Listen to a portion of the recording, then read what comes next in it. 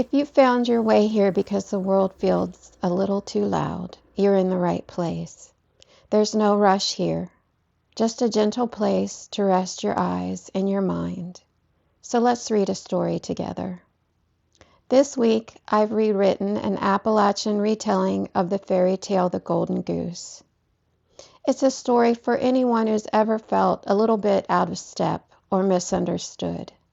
Jack and his goose accidentally collect a trail of folks on his way up the hill, and once he reaches the top, he meets a heavy-hearted girl who hasn't laughed in far too long. These are 3 little geese that I created in honor of this story. Their long, wonky necks and their little knotted ribbon feet echo the gentle silliness in this tale. And while I read, you'll see the slow stitch-by-stitch process of creating them. My hope is that somewhere amongst the soft words of this story and the gentle absurdity, that you will feel a little more understood and maybe find a small laugh of your own. Do you know that spot where Goose Run meets the edge of the hardwoods? Back in the day, there was a cabin there, and in it lived a man and his 3 sons. The youngest boy was named Jack. People all around the gap thought he was loony, because he rarely spoke a word. He was poked fun at and mistreated everywhere he went, but Jack was simply a boy who didn't care for the noise of the world. One morning, the oldest boy, Silas, headed into the forest to cut wood. He carried a lunch his mother packed him, a delicious meat pie and jug of cider to keep his belly full while he worked. As he climbed the shaded slopes, a little old gray man stepped out of the brush and said, "Morning, son. That pie has a scent that would draw a man a country mile. I've a terrible hunger and a thirst to match. Could you share a bite and a sip from your jug?" But Silas felt it wise to look out for oneself. "If I give to you, I'll be the one with the empty belly before the sun hits its peak. I ain't carrying enough to feed every wanderer I meet in the timber. I've got nothing for you. Now move along." Silas left the old man standing in the shadows, found the stand of timber, and set to work on a sturdy oak. The woods rang with the steady thwack of his blade. But Silas hadn't been at it long when he swung for a clean bite, and the axe kicked back off a frozen knot and bit deep into his own arm instead. Silas let out a holler that shook the crows from the pines, and he was forced to head home to get bound up. Come next morning, the second son headed out into the woods, for the fires had to be fed. His mother sent him off with 2 big corn cakes and a jug of cider, just like his brother. As the second boy made his way up the ridge, that little old gray man stepped out of the brush, begging for a morsel and a drink. But the second son was just as stingy as his brother. He said, "What I give to you is something I've gone and lost myself. Move on with you." Well, this boy didn't get to fell a single stick of wood before the axe had twisted, biting deep into his shin. He let out a yell that could be heard clear down at the creek. It took 2 men to haul him down the ridge and back to the cabin to be mended. On the 3rd day, Jack stood up from his stool by the hearth. "Pa," he said, "let me go for once and cut wood." His father just shook his head. "Your brothers have already gone and lamed themselves, and you don't know the first thing about heaving an axe." But Jack kept on until his father had enough. "Well, go on then if you're intent on hurting yourself." His mother didn't bother with meat pie or corn cakes. She gave him the dry heel from yesterday's bread, and cider so sour it was nigh vinegar. When Jack reached the stand of hardwoods, once again that little old man stepped out from the brush. With a voice like dry leaves, he croaked, "I'm purely starvin'. Could you spare a bite?" Jack looked down at his jug and hard crust.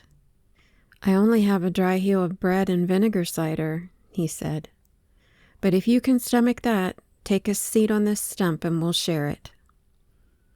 They sat there among the ferns and the shadows, and wouldn't you know it, when Jack reached into his poke to pull out that hard heel, it had turned into a warm meat pie with a buttery, flaky crust. He uncorked his jug, and the smell of sour vinegar was gone, replaced by the sweetest of blackberry cordials. The little man smiled, and his eyes weren't so weary anymore. Since you have a kind heart and share so willing, I'm going to send some luck your way. See that old skeleton of a tree yonder? Hew it down and you'll find something tucked in the roots.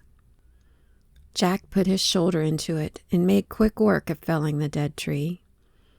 When the trunk gave way and cracked open, there sat a goose with feathers of pure gold, shining like the sun had been caught and caged in its wings. Jack tucked the bird under his arm, and rather than turn home, he made his way toward town, figuring it best to find a new place to light for the evening. At that time there was an inn near the crossroads. The innkeeper had 3 daughters who were as curious as a pack of magpies. When they saw that golden bird, they couldn't think of anything else. The oldest girl waited until Jack had stepped out back, and she reached to pluck just one golden feather. But the second her fingers brushed the wing, she stuck fast as pine sap on a wool blanket. The second sister came running to pull her away, but as soon as she touched her sister's sleeve, she was caught too. Then the third sister, not wanting to be left out of the riches, reached for the goose's tail, and there she stayed. Not a one of them could budge. They spent the night huddled together on the floor, stuck to that goose and each other. Next morning Jack looked at the mess of girls and goose, but he saw it wasn't a knot he could untie. So he tucked the goose back under his arm and walked out the door, paying no mind to the 3 girls trailing behind him. He just set a steady pace down the road, with the girls trotting and stumbling to keep up. Out in the fields, the preacher saw the parade. "Have you no shame, girls?" he hollered. "Chasing after that fool boy and bird like you've lost your wits." He reached out and grabbed the youngest by the hand to pull her home, but the second he touched her, he was joined to the string. Soon after, the deacon came running. When he saw his preacher being hauled along like a kite tail, he grabbed the man's coat to anchor him down. He stuck just as tight. Then 2 farm hands came with their hoes to break the chain, but they caught just the same. Now there were 7 of them, jerking and jumping along behind Jack, who ignored it all and just kept his eyes on the road ahead. There was nothing he could do about it, after all. When they'd walked a fair piece, they came to a town where a king lived in a big house on the highest hill. The king had an only daughter, so heavy-hearted that no one could make her laugh. The king knew that life without laughter was no life at all. He figured that any man with the spirit to make his daughter find her joy again would be the right kind of man to walk beside her through life. So he'd put out the word. The one who could make her laugh was the one he'd welcome into the family. That very afternoon, the solemn silence of the big house was broken by the ruckus coming up the hill. It was the sound of hollering and bickering like the town had never heard. When that girl looked out the window and saw that long, tangled mess of folks, the 3 sisters, the preacher, the deacon, and the farmhands all jerking and jumping behind the quiet boy and his goose, she bust out laughing. A laugh that rang across the whole town square. A laugh that just wouldn't stop. Jack, for the first time in his life, felt the world go still. What a delicious feeling. He'd been looking for it his whole life. His days were filled with being laughed at and poked fun of, but when he looked up and saw the girl's face, he knew this laughter was different. This was the sound of someone who looked at him and found joy.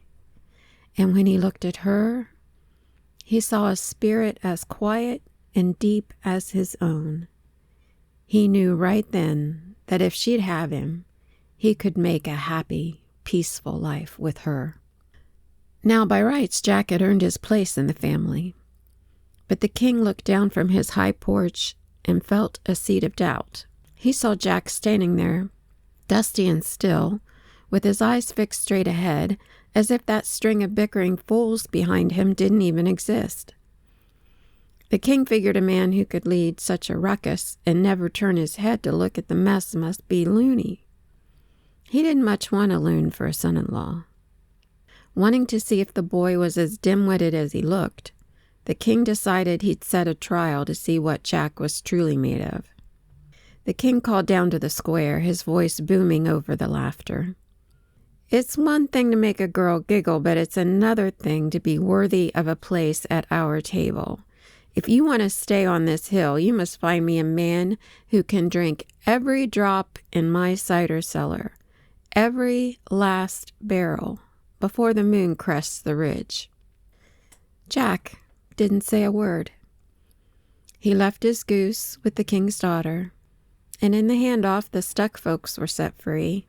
Jack just nodded, walked back toward the woods, straight to that skeleton of a tree. There Jack found a man sitting on the stump with a face so long he could have stepped on his own chin. "What's ailing you, neighbor?" Jack asked. The man let out a groan that sounded like a rusty gate. "I've a thirst so deep a creek wouldn't wet my whistle. Water won't quench it, and I can't seem to find enough of anything else to put out the fire in my throat." Jack reached out a hand. "Well," he said, "I reckon I know a cellar of cider that's looking to be emptied." Jack led him to the king's big house, and that man went to work. He drank until the barrels were dry as a bone, and he was whistling a happy tune. The king was plumb flummoxed. He'd meant to drown Jack's hopes in cider, but instead he just ended up with an empty cellar. "Fine," the king snapped, his face turning a shade of red that matched a summer beet. "Any loon can find a thirsty man, but let's see you find a hungry one. If you want to prove you're worthy of a seat at my table, find me a man who can eat a mountain of biscuits before the dinner bell rings. If there's so much as a crumb left for the mice, you can take your goose and head straight back to the gap." Once again, Jack didn't say a word. He just tipped his hat and headed back to the stand of hardwoods and the skeleton of a tree. There he found a man with a leather strap cinched so tight around his middle it looked like he was trying to squeeze himself in two. "You look like you're in a bad way," Jack said. "I'm downright famished," the man replied, his voice a mere whisper. "I've eaten nothing but wind and shadow for a week, and I'm so empty I'm afraid my ribs might touch my spine. I could eat a whole mountain and still have room for dessert." Jack gave him a nod. "I reckon I know a mountain of biscuits that needs moving." He led the man to the palace courtyard, where the king's cooks had been working since dawn. There sat a pile of biscuits as high as a hayloft, enough to feed the whole county for a winter. But the hungry man didn't hesitate. He set to work, and by the time the sun was low, there wasn't enough flour left in the yard to dust a moth's wing. The king's jaw dropped so low you'd think it was unhinged. He stood on his porch staring at the clean-swept courtyard. He had no more cider and no more biscuits, but he had one more trick up his sleeve. "All right, boy," the king growled. "You've emptied my barrels and you've cleared my plates, but a man of this house needs to travel far and wide. If you want to marry my daughter and call this hill home, you must bring me a boat that can sail as smooth over the dry ridges as it does down the river. Bring me that, or never darken my door again." Jack didn't even blink. He turned on his heel and walked back to the skeleton tree one last time. But the thirsty man was gone. and the hungry man was gone. Sitting there instead was the little gray man in the ragged coat. "You've been busy, Jack," the little man said with a twinkle in his eye. "The king is a hard man to please," Jack replied. "He is indeed, but you shared your bread with me when it was nothing but a dry heel, and you've looked after the folks I sent your way. Since you've been a good neighbor to the hungry and the thirsty, I'll be a good neighbor to you."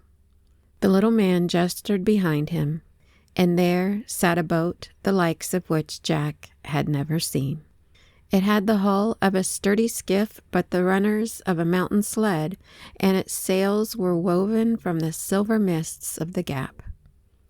Jack took the helm and sailed that ship right up the king's hillside, gliding over the grass and stones as if he were riding a glass pond. When the king saw Jack coming over the ridge, sails billowing in the mountain breeze, he knew his excuses had finally run dry.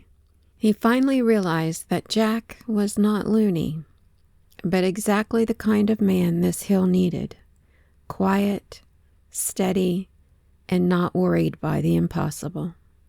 The king turned to his daughter, the weight of his own foolishness finally settling on him. "I set the trials and he met them all," the king said quietly. "The choice of a partner is yours to make, but you'll find no steadier hand than his." The girl walked down the stone steps and stood before the boat. She looked not at the golden goose she carried, or the magic ship in front of her, but straight into Jack's eyes. She saw the same delicious joy there that she had felt when she first laughed in the square. "I've spent a long time waiting for someone who sees the world like I do," she said, reaching out a hand. "If you're willing to walk the ridges with me, I'm more than willing to walk them with you." Jack took her hand with a nod of certain joy. The wedding was held the very next Saturday. When the king's time eventually passed, Jack took his place. He ruled the land with a quiet wisdom, never worrying over the knots he couldn't untie, but always looking after the neighbors around him.